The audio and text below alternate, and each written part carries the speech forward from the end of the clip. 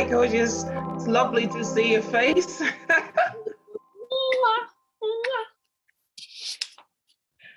Okay, I'm really excited to be interviewing you. Oh, you're doing it. To catch up without the coffee or the cake. Yeah. Oh, you've got yours. I haven't got mine. No, I haven't. Okay. So, really, it's King's Church Sunday check-in and checking on our key workers, see how they're doing and how the lockdown is affecting them. And just personally, just expressing how wonderful I feel you're doing, putting yourself out there, working within, I think it's a care home you work at. That's right. Yeah. So, and I know that you were ill quite recently as well, and you didn't take very long after being ill to go back into work. I think it will probably be a good start to talk about your symptoms, how you felt, and then what compelled you to almost immediately you started feeling better, that you wanted to go back into work, and to the point where you're not even volunteering to take on shift where there are not enough people to cover. Yeah. Okay. They crack on? Yeah. Okay, so I've been at King's Church for around 10 years. And I normally work in daycare, but like I said, since the lockdown, I've gone into a care home. What was your question? So just basically for me, it's just amazing what you do, how selfless you're being. And I asked about the symptoms because I knew you were sick earlier on, and the symptoms were quite similar to what's being, what the government is suggesting is in relation to the flu or virus, and how that made you feel. And also, just finally, what compelled you to just, as soon as you started feeling well, you started to go back straight into work? Sure. Yeah. Okay. So, I had a slight virus, whatever. It could have been. I don't know. I haven't been tested, so I don't know whether it was or not. But what compelled me to go back? Just like wanting to serve the people who I look after, and wanting to be there with them at this time.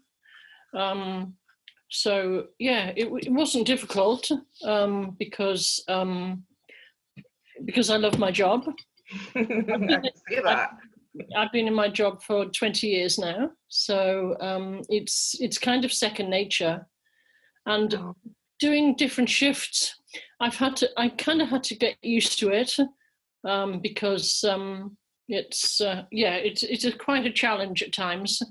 But when you're used to like one thing,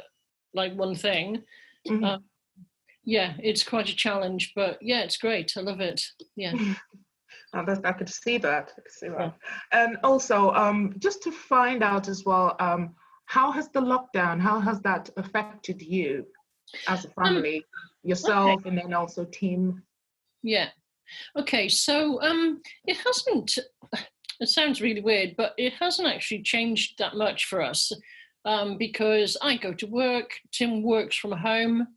I think it's kind of affected Tim more, because he is like really missing like the drive to work, the interaction with colleagues. I get that all the time anyway. So nothing has changed that much in that sense. So yeah. Okay. What about in terms of the wider family? Because I know you've got grandchildren as well. Yeah, it's been really, really tough for the little ones because they've not understood why they can't see Nanny and Papa. That's been really difficult. But it's been more difficult for Becky because she's had to shield with Caleb. And Caleb is my grandson who has very, very complex special needs. He has quadriplegic cerebral palsy and amongst a lot of other things. So he, so it's been really tough for her because she hasn't been able to see anyone at all. She has to have food delivered to the door. And yeah, basically it's been really, really hard for her. But yeah, for the others, they're battling through, they're getting on with it. Both my sons have been furloughed. We did mention that, yeah. Because of their jobs. And we don't know how that's going to pan out, but we trust God that, he knows everything. He knows the beginning from the end and what have you. So, yeah. So we'll keep praying into that. Yeah. I suppose the next question then is to ask, how has God been speaking to you? Do you feel God has been speaking to you during this period? Just really to rest in him, to love him more, to basically to I think to go back to basics, and learn more of him, spend more time with him. Although that's been quite tough because I've been working a lot. But it has caused me to look at scripture more and just to learn more of him and just love him more. Oh, that's great. And I suppose this is a question that we probably have been asked a lot of time. What are you looking forward to the most post-lockdown? Oh, my goodness. Really? Being able to go and see my little ones. I have 5 little ones who need me, who need to see me. Just to visit family. I have my mother-in-law who again is shielding, and just family, going to see family, and that's what I cannot wait for. Oh, similar. I think one of the things I'm looking forward to really is I haven't been spending that much time with Annie. We've seen her from a distance a couple of times, but being able to be in the same space again, be able to hug her. Yeah. And obviously church as well, be able to hug you and everyone else. Oh, yes. Oh, I can't wait. I'm a big hugger. I love hugs. Yeah. Oh yeah, I just remembered now. You mentioned earlier in one of the churches group that you've just recently passed an exam that enabled you to start dispensing drugs to the elderly that you look after. What prompted you to do that? Just so I could feel like more useful. Because I'm on what you call a lockdown unit. Where basically we have food delivered to the door. You have to keep your door shut all the time. We don't have to use PPE because we're in a non-COVID unit where all our people are fine, So what was your question? Oh gosh. The exam, what prompted you to do the exam? What prompted me? To do the. I think you already answered it actually. It's because you wanted to help more. It's quite fascinating also, seeing that you're working in a care home and the fact that you were not given personal protective equipment, which is the PPE. What did they offer? Any training in terms of what you need to do, how to protect yourself? And watch out for the people that you're looking after? Were there any training provided? No. I think because kind of we know our jobs, we know what to look for if somebody's becoming unwell or has a temperature or has cough or whatever. I think because we know to look out for these things anyway. So no training, but that was fine. Yeah. So. Okay, and then being in that kind of situation, how do you cope mentally? How do you cope? How does it make you feel? I cope really, really well. It's not. I don't think about it I think if you think about it a lot, it's going to mess with your mind. But I know that God knows what's going on. I know that God knows that, like I said before, he knows the beginning from the end and the end from the beginning. So, it's, I've not really been really worried at all, to be honest. So, but I mean, sometimes it's hard because the days are very long because they're like the people I'm looking after have dementia, so it's not, it can be quite lonely at times. How do you cope with that? Just try and keep busy. But yeah, try and keep busy. Oh, wow. And they're just talking about the environment where you work. So what's your daily routine? What is it like?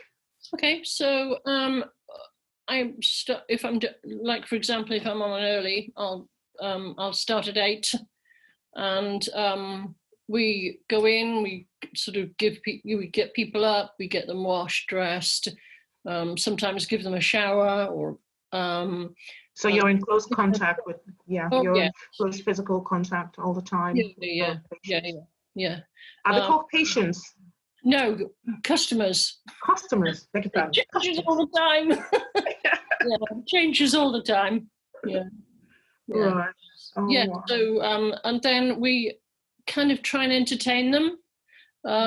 Like we have a lady today who was on really good form, and we played dominoes for a couple of hours. But it was fine.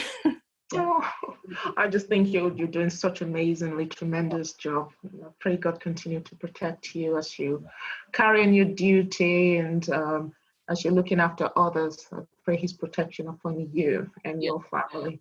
But how do you feel that has impacted been the fact that you're exposed at work? Fair enough, we're praying for protection. How do you feel how do you think Tim might be feeling, knowing that on a daily basis you're in a position where potentially you could be at risk with COVID? I haven't asked him, but then I think he is like me. I think he just really trusts God to watch over us,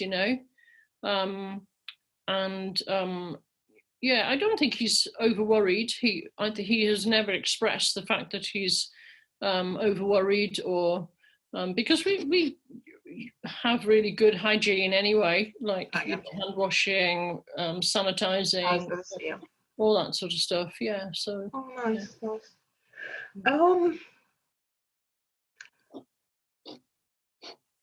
Is there any how do I word this? Is there any testimonies? Is there any testimonies you're able to share within this period? That has something that has happened during this period, or even before.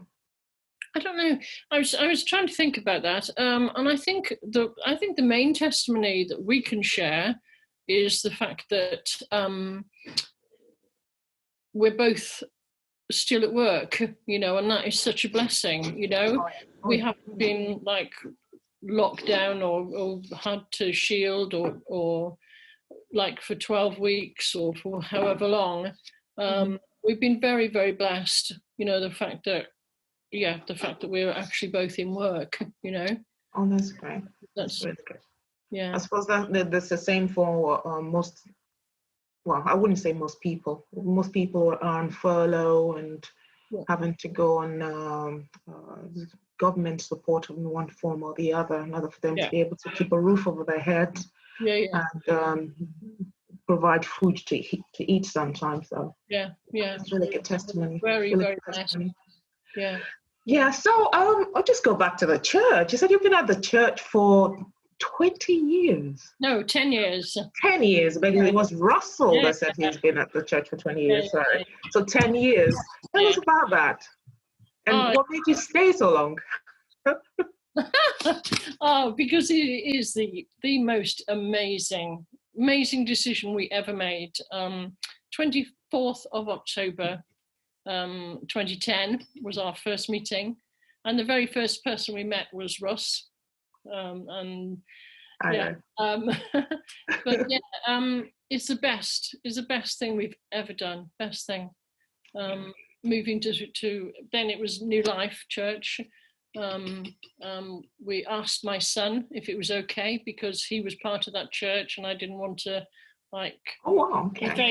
invade his territory, if you like, you know, because he'd moved away from home and was like making a new life. But he said, "Mum, it'll be the best thing you can do," because he could see like the situation we were in, and but yeah, it was just great. Just love it, absolutely. Yeah.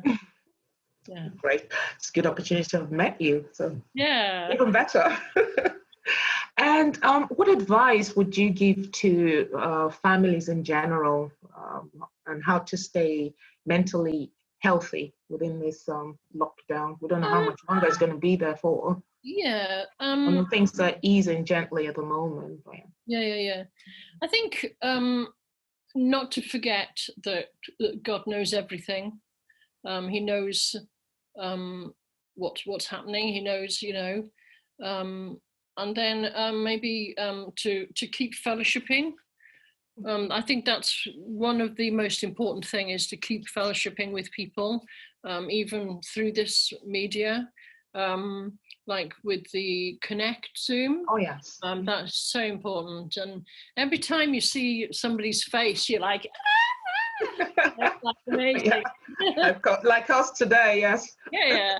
And then just to keep fellowshipping. Sundays is just as important, you know. Yeah. So. Oh, great.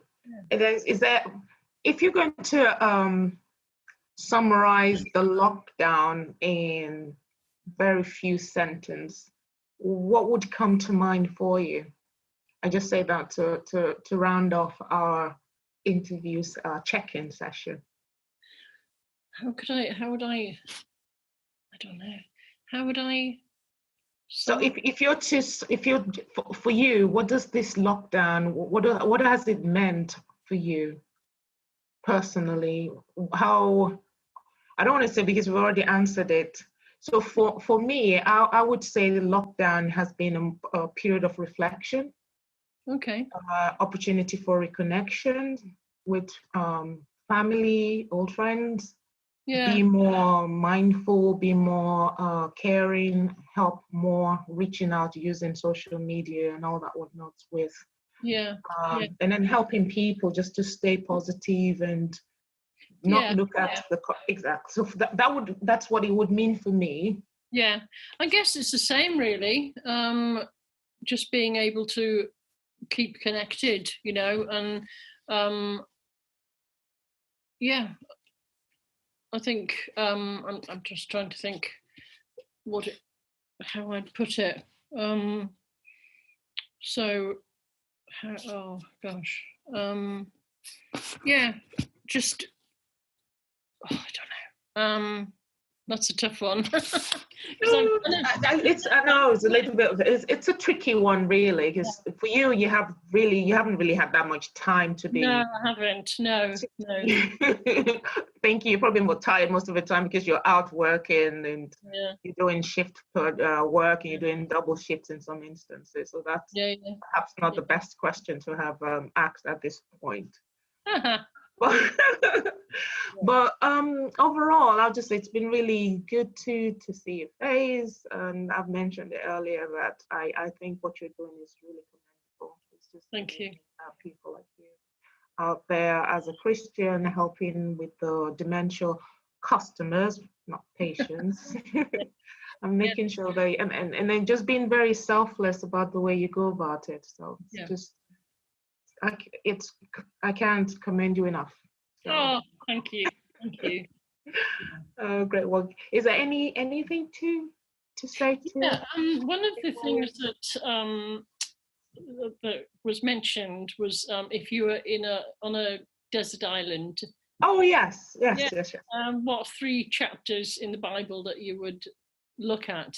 or that you would want to have with you. My first one would be Psalm 91, because if you look at Psalm 91, it's like really a psalm of protection. Protection, yes. Yeah, and but from verse 3 on, you can put your name in it, in where it says you or your. You can put I or me or your name. Oh, it's just beautiful. Absolutely blows my mind every time. I absolutely love it. Then the other one is Psalm 121. It's All right. one of my absolute favorite psalms. The fact that he looks after us, he watches our movements, he watches our going in and our coming Definitely. out. Everything about us he knows. And same with 139, Psalm 139. The fact that it's the intimacy of how much he knows us, and it just absolutely amazes me every time. Yeah, I love those. It's good that I think we're lucky to have God, because I can't imagine what somebody who hasn't got faith will be going through, or how they'll be able to imagine. maintain It must be so healthy mental state. Yeah. Yeah. Yeah.